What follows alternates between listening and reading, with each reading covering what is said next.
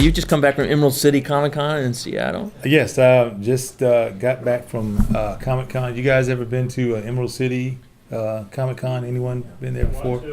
Want to? It is a tremendous show. I think that's going to be my show for the West Coast. I don't travel much over there unless it's like strictly business. Like San Diego Comic Con, I'm sure some of you guys been there before. Show of hands, I guess, just out of curiosity. That's pretty awesome. It's amazing to know that, I live about 30 minutes away from here, and we have people from all over the world, and we're all talking about comics, that's just amazing to me. I live right down the street, and we have people from Belgium. I met someone from Belgium today, and France, and Los Angeles as well. The country of Los Angeles. That's pretty cool. The country cool. It often does feel like any other country.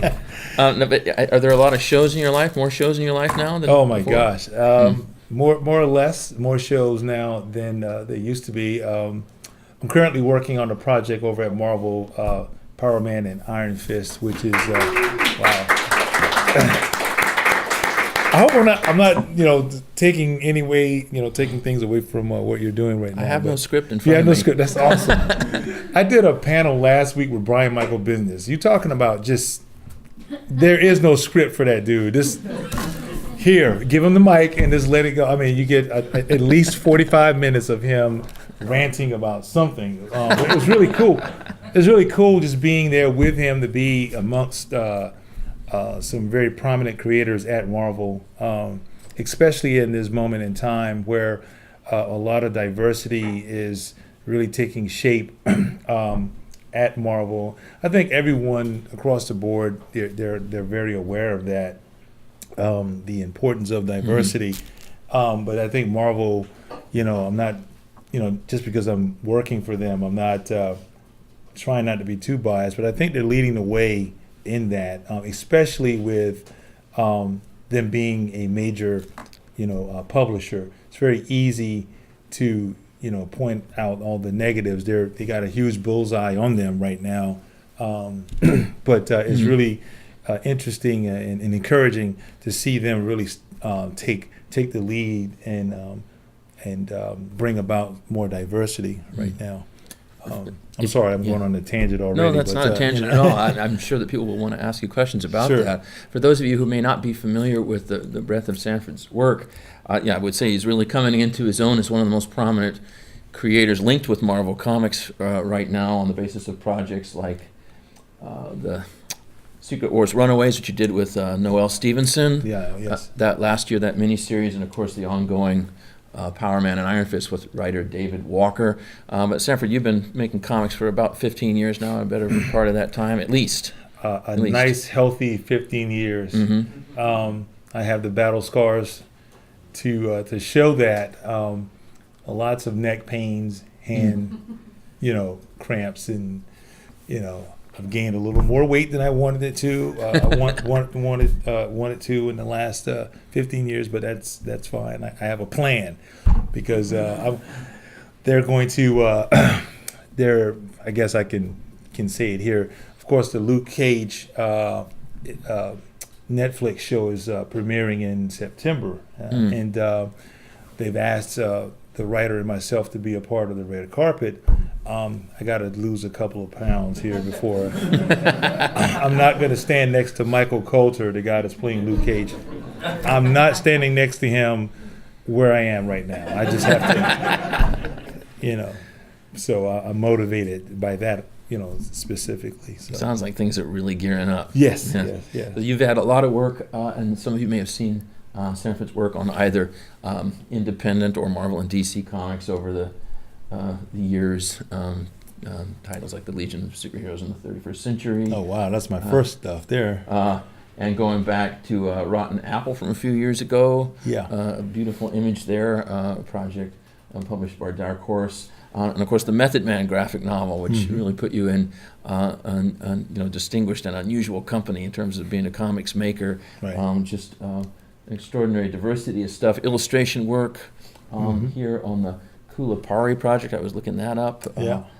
Some of you, of course, will know about Trevor Price, obviously. And he's a local, well, somewhat local. Mm-hmm. He played football at Clemson. Yeah. I'm pretty sure you guys can care less about that, but being here at USC, but Trevor Price reached out to me. He played in the NFL with the Denver Broncos for 15 years. He retired, and he reached out to me. He saw my work online and reached out to me. At first, I thought it was, all right, who is this? I know of the player, the NFL player, but I wasn't quite sure how he, realized who I was. Again, it's the internet, the power of the internet. You're just out there. Everyone sees you, and he's been following my work for a while. He reached out to me and said he had this idea. We started to correspond, and long story short, I love the idea. It was basically, these amphibians that protect this land from, predators like scorpions, spiders, arachnid, type species. Kind of a Lord of the Rings with amphibians in it. When he said that, I was like, all right, let's do this. Let's make this thing happen here. And long story short, we got together and we got an agent and reached out to several publishers. And Abrams Publishing, Amulet Books, they really liked the idea. They got behind it. And those are the guys that published Diary of a Wimpy Kid, which is probably the biggest, young adult, or not even young adult, this young reader novel that's out there. And, it's just really fortunate to be a part of such a great company like that publisher. There's 3 of these books now, right? Yeah, and I was going to say there's 3 volumes out right now. There's actually a Netflix animated show that's going to be coming out here in July, I think, as well. So yeah, lots of great things. Plenty of breaking news on that. These are prose novels with illustrations by Sanford. Did you have a hand in designing the look of the characters? Absolutely. Yeah, absolutely. Yeah. And there's been some figures and other things made from these, right? Yes, lot of. There's so many things happening. Right, I can't keep up with Trevor. Trevor will call me once a week and say, "Hey, I just signed a deal with Under Armour." I'm like, "Oh, okay." Hey, I just signed a deal with Mattel. Oh, okay. It's just one of those things where he has taken the ball and really ran with it. Initially I came up with all the look and the feel of the world, and he made that into multimedia adventures, I would say. So I think that's the thing that's really cool about the collaborative process, is just being able to you start from scratch, literally. I mean, we had nothing. He just had this idea about frogs versus scorpions. That was it. And through some correspondence, I did a lot of design work. We went back and forth, and long story short, we came up with this look and feel that we thought would be great, not only for young readers, but older readers can enjoy it as well. I know many people that are of our age that buy these books, and that's really encouraging as well, to see how widespread the series is becoming right now. So. And you have an illustration degree from Benedict, right? Yes. I graduated right down the street here. So I'm a local, like literally. Yeah. I just don't live here. I grew up here from Charleston, South Carolina. I went to school at Benedict College. I'm also the artist in residence there as well. I think that's how me and Kiana met. And you lead workshops there. You teach. And I lead workshops. I teach illustration and sequential art, which is that's why you guys are here, because the study of comics. So, and they saw that they started to see the need, like USC and other institutions. They saw the importance of how young people, and young at heart even, they're starting to gain a lot of interest in this medium. And I pitched the idea to them. They thought it was a great idea. Also, they saw the fact that USC was interested in me coming over here. So they were like, well, you graduated from here. We think it would be best for you to. So now you know the story. You know my story. You didn't know that. So we could have had you here. Yeah. Well, it was.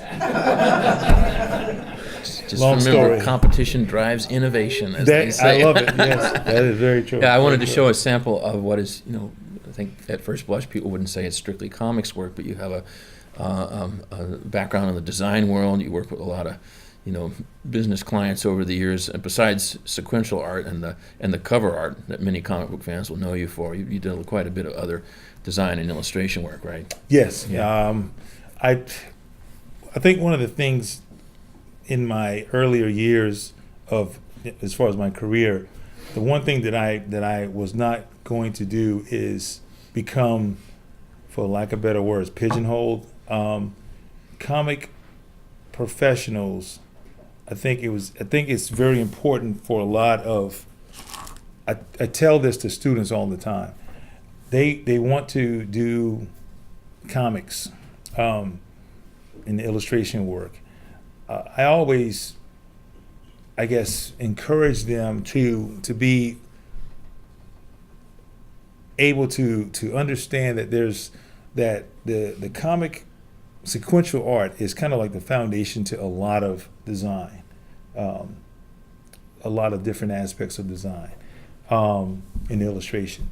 You can go into children's book illustration. You can go into medical illustration if need be. I mean, it's just the foundation. Sequential art is such a tremendous foundation, and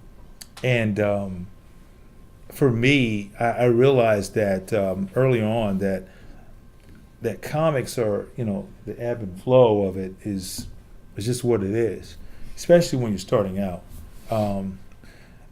I coined it to Hollywood. You're trying to get into being an actor. No one gets that Oscar, leading role right off the bat. That's just not realistic. But what you're going to get is the, C-rated slasher role, Scream Queen or whatever. You might get that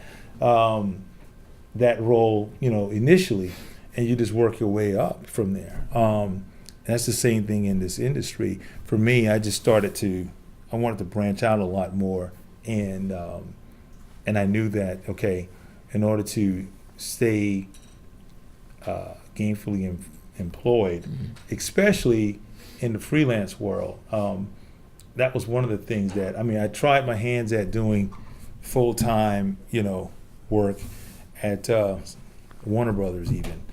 And there were several dynamics that kind of kept that from really, taking shape. One, just having a family life here, being married.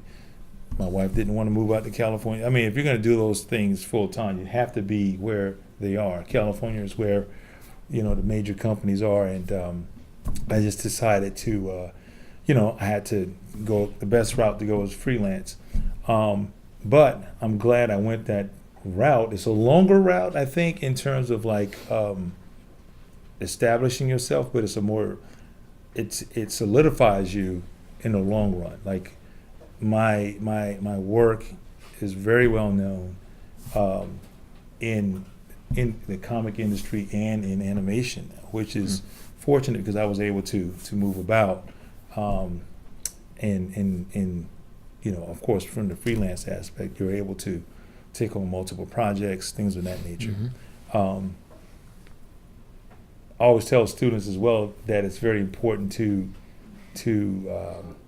have checks and balances as well, because you can grab a lot of things. Freelance is one of those things, again, ebb and flow. Is like, you have it rains incredible opportunities, and then there's a desert. So you have to be able to, I guess, economize how you do your business. And over the years, I learned how to do that. But that's one of the things I'm very fortunate that I've learned from some mistakes. Sometimes I spread myself too thin in my work, and then the work suffered because of it. But after learning that, okay, I can't say yes to this project just because it's a project. I have to say yes because it's good not only for my career, but it's good for my health, it's good for my family, it's good, all those factors. So I'm sorry, again, I kind of went off on a... We'll show people a few more examples of this stuff, take a little tour through some of the images here. That's more design stuff there. Yeah, I wanted to ask you about your sense of character design. You mentioned animation. I know that you're an animation buff, and that you really look carefully. You look far afield from the comic book page for forms of influence.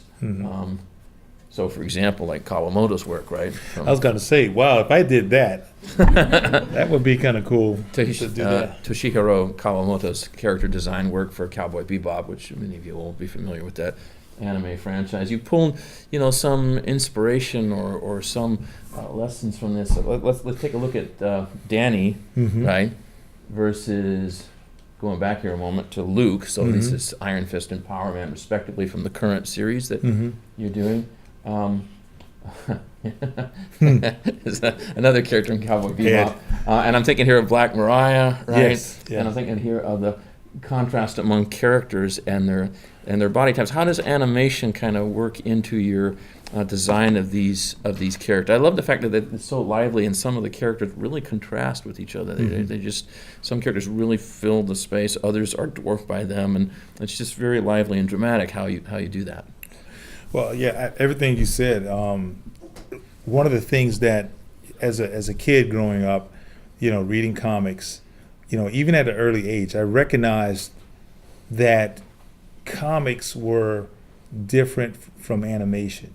I wanted to do animation initially. That was my first instinctive desire to want to go into being a professional animator.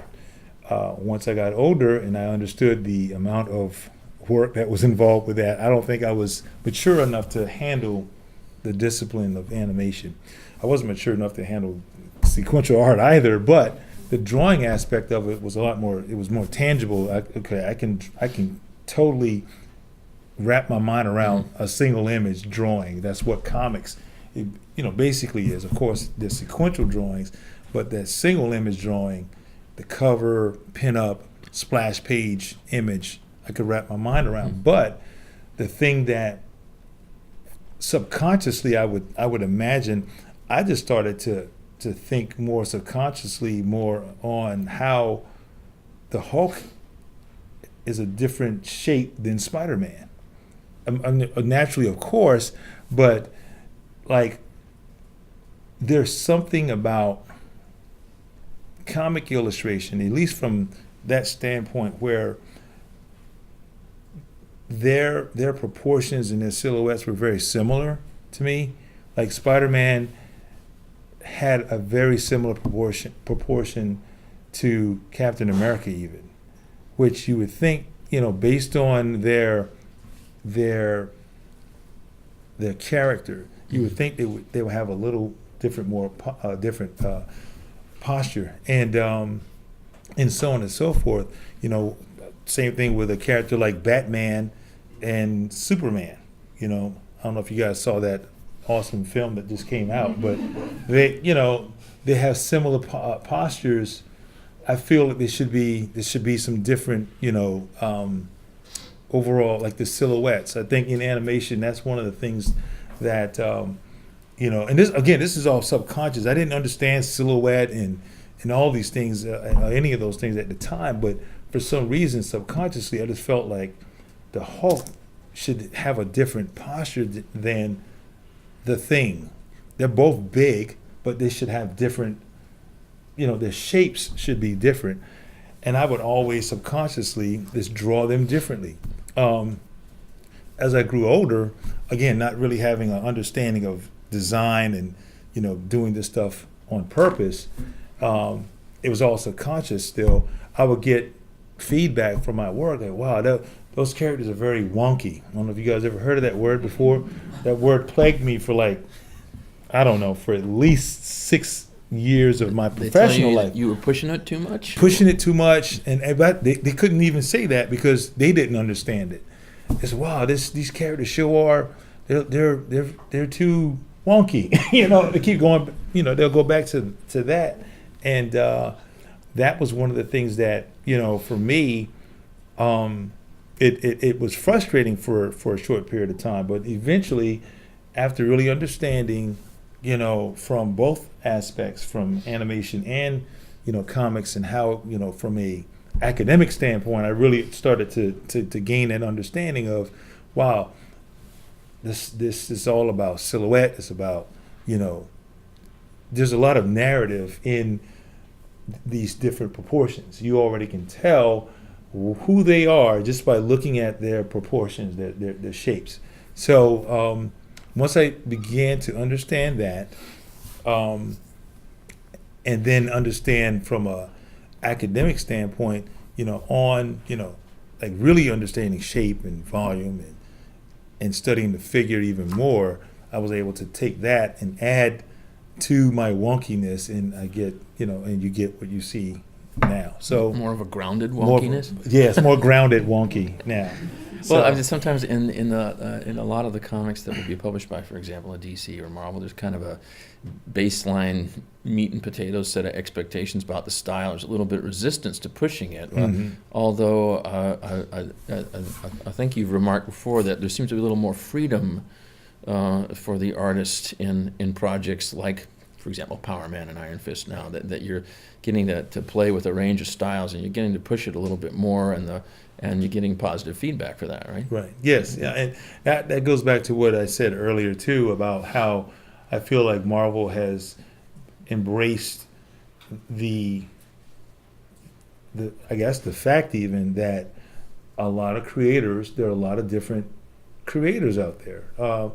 This term house style, I guess it was kind of coined maybe even back in the 60s. I can't really be certain of that right now, but I think when Jack Kirby came around, if you really think about it, when the sober realism of Jack Kirby became yeah basic house style for Marvel Comics. Exactly, and that's the thing that's really interesting is that he was the antithesis of wonky, but he became the house style. So everything had to kind of funnel towards what he did.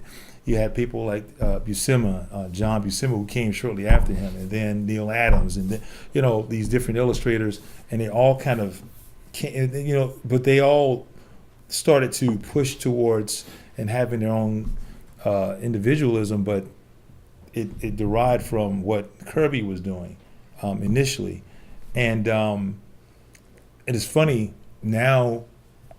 It went from this stylistic approach to this house style, and then it went back to being individual, like during the late 80s, early 90s with the image revolution, I call it that, I guess, and and then it went back to this house look, and now it's starting to swing back to this more individual approach. It feels like there's different things in the stew though right now. There's and the influence of anime and manga and so on. There's all those things that are in the stew, and those things are important for you, right? Just kind of different points of reference you could bring in. Yes. Yeah. And that's really cool too, because now you'll have even in only because Marvel is where I am right now. You have a book like what I do, and in the same breath, there's Patsy Walker Hellcat. You look at that style, which Brittany Williams, she's a local as well. She's 45 minutes away from here. Well, she moved to California. She went to the dark side, so that's okay. She's out there working on. I know, right? And she's out there now. I think she's working on. Of course, Patsy Walker, and then she's doing a new Lumberjanes project with Noelle Stevenson. So that's pretty exciting. I just thought I'd show a few images. I think it's represent an animation project that you were involved in the 1000, and this. I just again on the notion of how you design characters, looking at all these different folks, or looking at this is Tommy Boy, right? This character, and he's been doing his homework, man. I tell you what, and he even became this figurine, this kind of action figure, and it feels like you draw characters that sort of that cry out for that have big but sort of like manipulable shapes. Like I look at your drawings and I think not only are those great drawings with narrative follow through, like narrative oomph, but also like there ought to be hero clicks of those things, there ought to be statues of those things, because of the drama that's inherent in the shapes. I wanted to ask you, toss up. I did not do this, by the way. Yeah. I want to ask you about a few things that you sometimes tossed up in interviews before about artists that either influenced you early or that you've come to admire since then, right? And although maybe the kind of Watanabe, Kawamoto, Cowboy Bebop, Samurai Champloo sort of type of stuff is one thing that's in your bloodstream. You have a great admiration for Norman Rockwell. You think he's a favorite of yours, right? Oh, absolutely. And what is it about that really carries you? It's funny because as I got into comics and animation growing up, Norman Rockwell was probably the first illustrator that I felt, from a traditional standpoint, I felt like he was connected to those things as well. His expressions probably was the thing that really gravitated me towards his work, because again, I mean, even looking at this image right here, this image has like 30 different stories happening in it, and that was the thing that just amazed me, that how could he capture this realism and yet it feels animated, has a lot of expression, a lot of emotion in it, and the only thing I could think of was like, this dude had to study comics or something, even though it still was early on in the 1920s, 30s, so on and so forth. Some of his works, his more prominent works, you could tell that I'm convinced that he studied sequential art, at some point. As a matter of fact, he had an exhibit here about 3 years ago, and it was just all of his pencil illustrations, which that just blew me away. I stayed in there for like 3 hours just looking at his pencil drawings. Very tight rendering, and he had some sequential stuff there, and I was like, I knew it, and that was one of the things that again, it just confirmed all of my my early notions about his work. Yeah, I tried to pick one that was busy and then one that was still. Yes. One that had, as you said, like 30 stories in it, and then another one that might be more focused image. I've been to that. Have you been to the Norman Rockwell Museum out there in Massachusetts? I wish I could go. Yeah, it's a pretty interesting environment. I mean, of course, it's a temple to Rockwell, but they also display other artists and other things over there. And so you've really looked into the history of classic, commercial illustration, magazine illustration. People like Leyendecker maybe will ring a bell. Oh yeah, for you. Oh yeah. I mean, he predated Rockwell for just a short period, but again, I mean, look how powerful that image is. I mean, this guy can be doing cover art right now for Marvel or DC. I mean, so ahead of his time, and I love a lot of his stuff.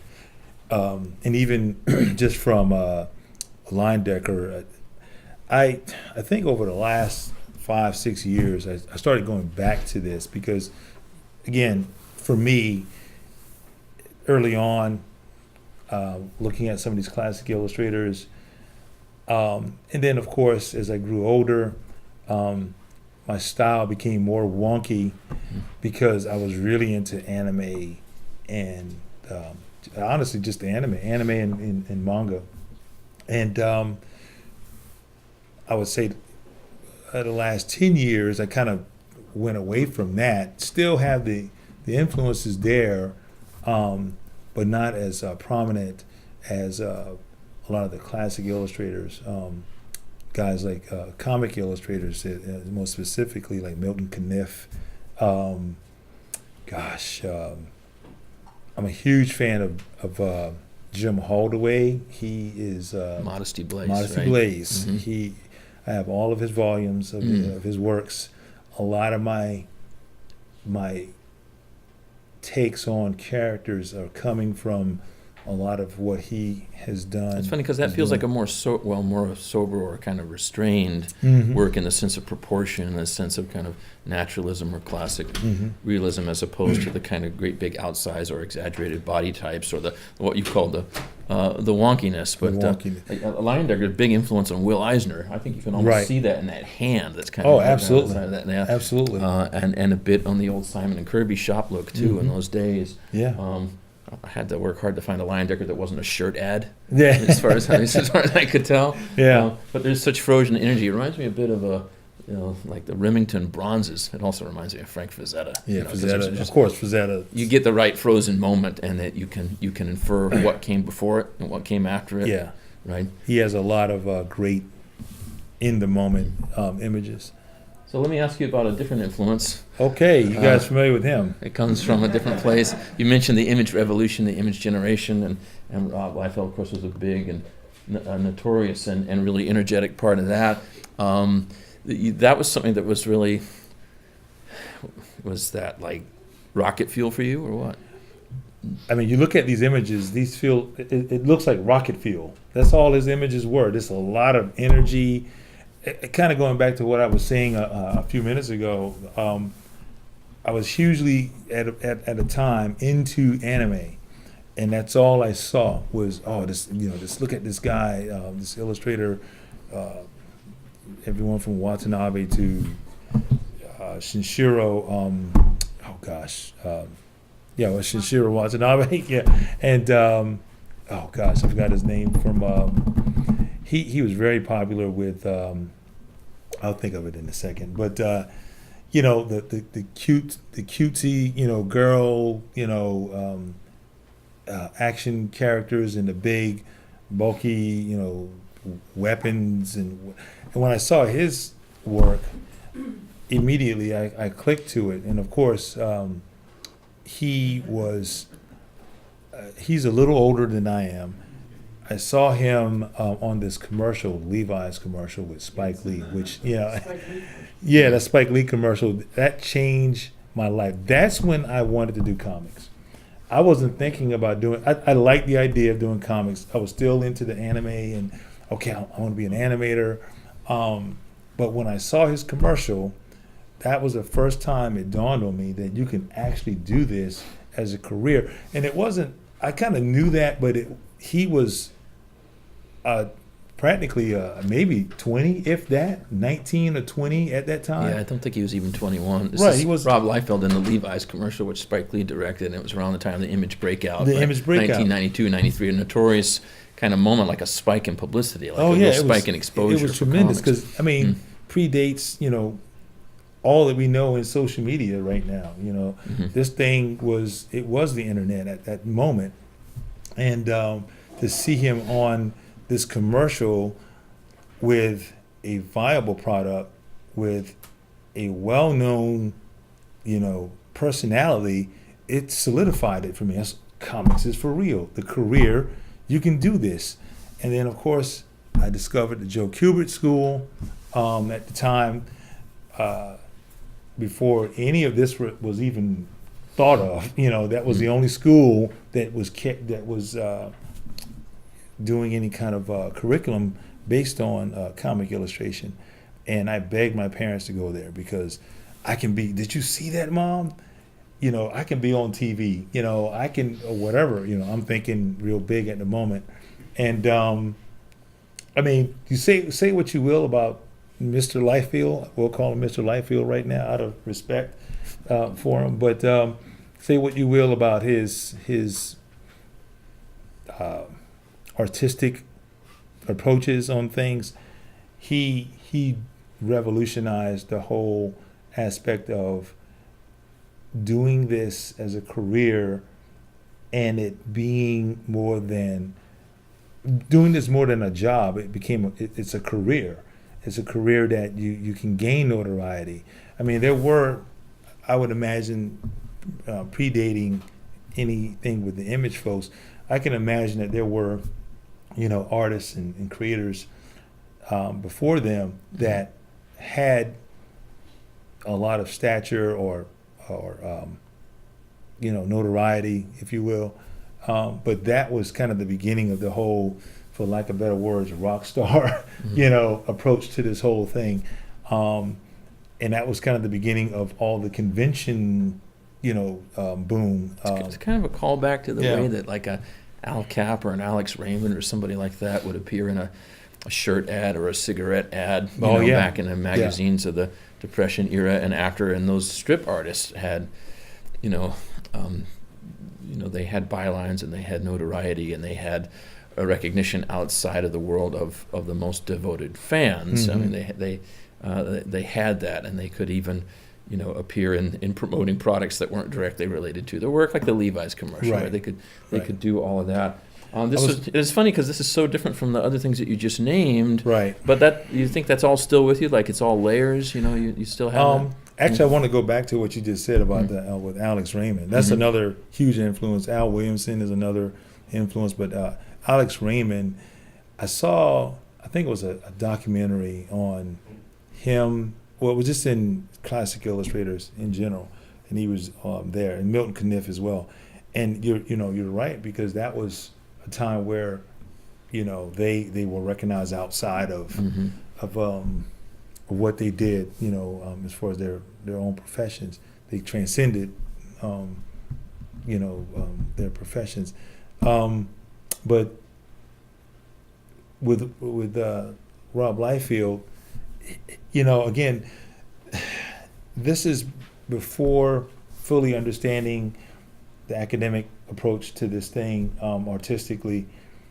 This was all about the style. This was all about, the splashy, shiny, bells and whistles that came with how they did things. And of course, as a young teenager, I'm looking at this and I'm thinking, this is so cool. It's the same. It's almost in an interesting kind of way. I have a 14-year-old right now, and he likes the idea of comics, but he is really into the video game stuff. And the more flashy and out there the game appears visually, the more he's into it. The more any of these kids are into it. And for me, that was what that was. That's why it was so attractive to be I grabbed everything that he had at that time. Of course, as you grow older and you learn different approaches on the art form, you realize, wait a minute, okay, so he doesn't have feet or hands on any of these images. Oh, sorry. So, okay. That wasn't meant to be a punchline. I'm not sure what I just did. So, but that's just what, it's just what it was and what it is. So, and of course. Well, here's something contrasting. I know that there's Alex Toth here. Oh, yes, yeah. Right, yeah, and I think I've heard you say that, you wouldn't give the time of day for this kind of stuff, when you were first getting excited about comic book drawing, right? But now you have a different feel for this. Obviously, it's a very different aesthetic than the Rob Liefeld examples that we're just seeing. So, I just picked a Toth page that seemed to pop, as so many of them do, right? Tremendous contrast, though. Look at the contrast and how he handles. That's the thing about with Toth.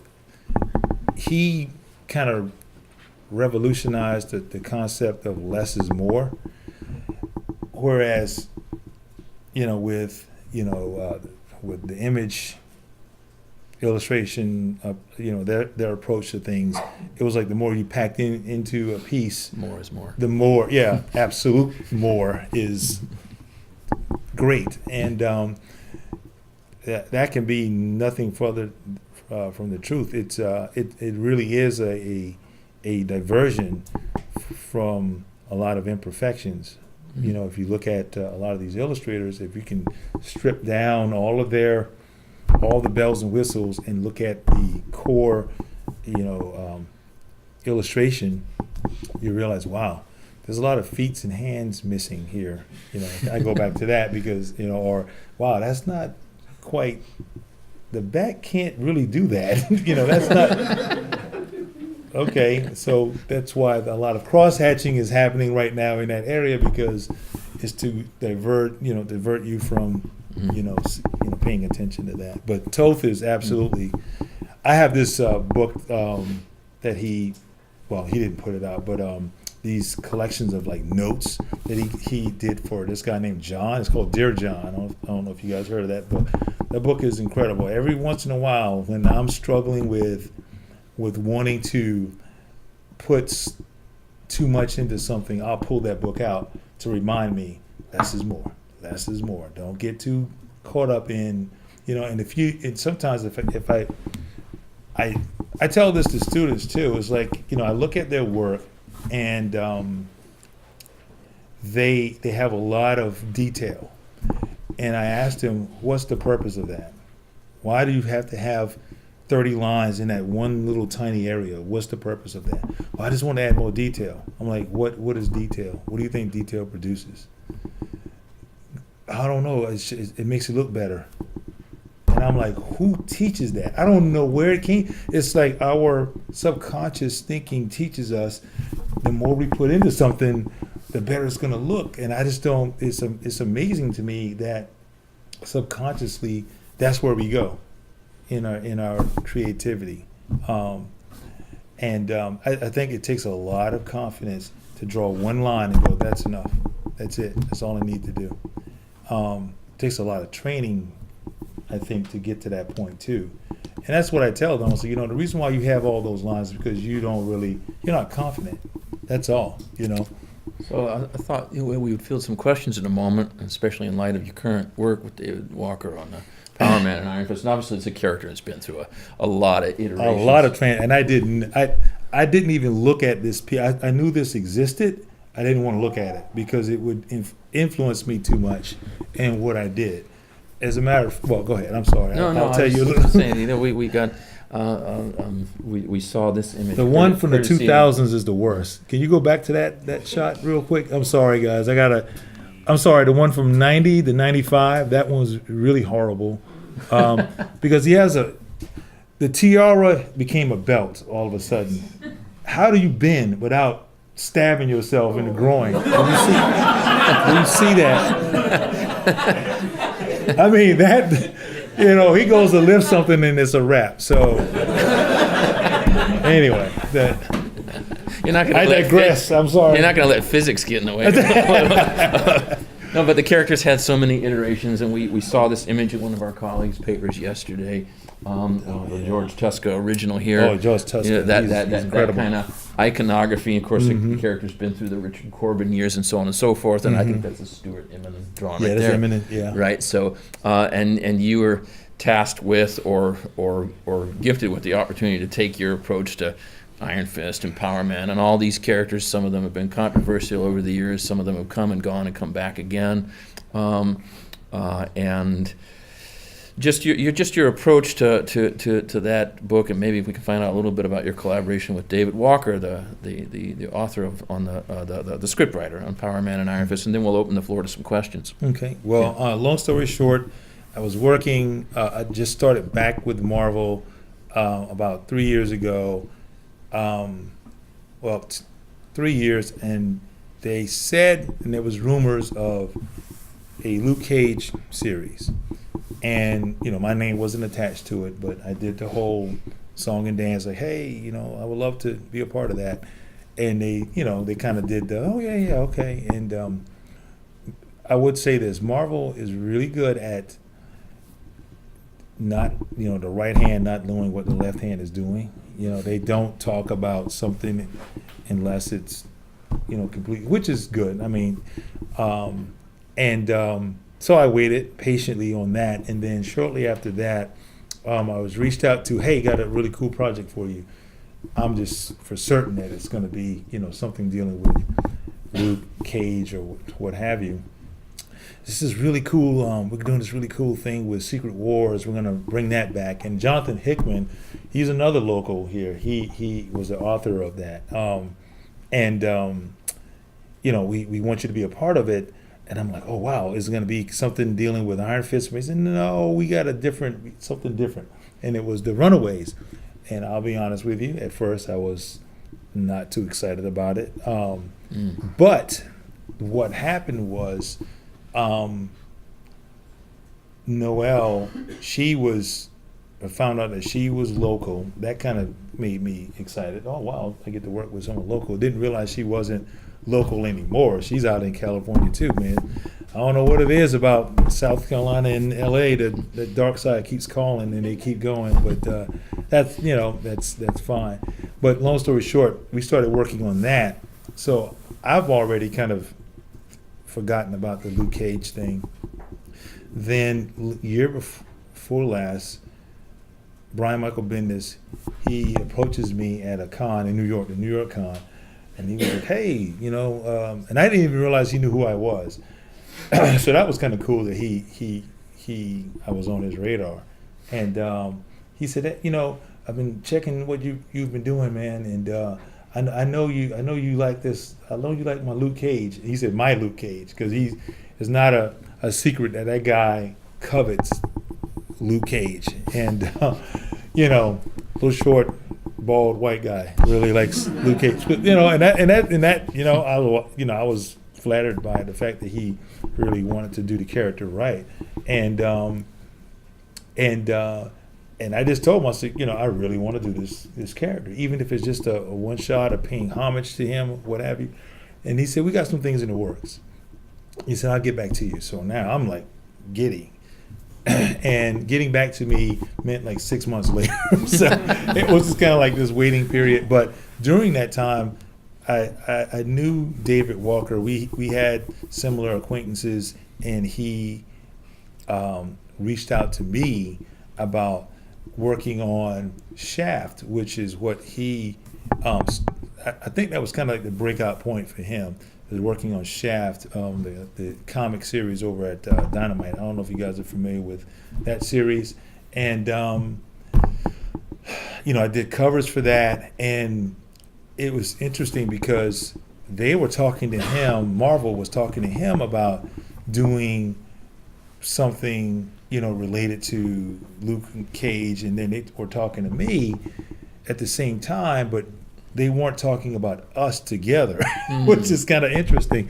So what ended up happening was they said, hey, you got anyone you're interested in maybe working with? And I just brought him. I brought up a few names, but he was a name in that group. And they were like, wait a minute, we're talking to him about some stuff. And I'm like, well, okay, let's do this. Why are we, batting around here? Let's just make this thing happen. Long story short, Axel Alonso reached out to me.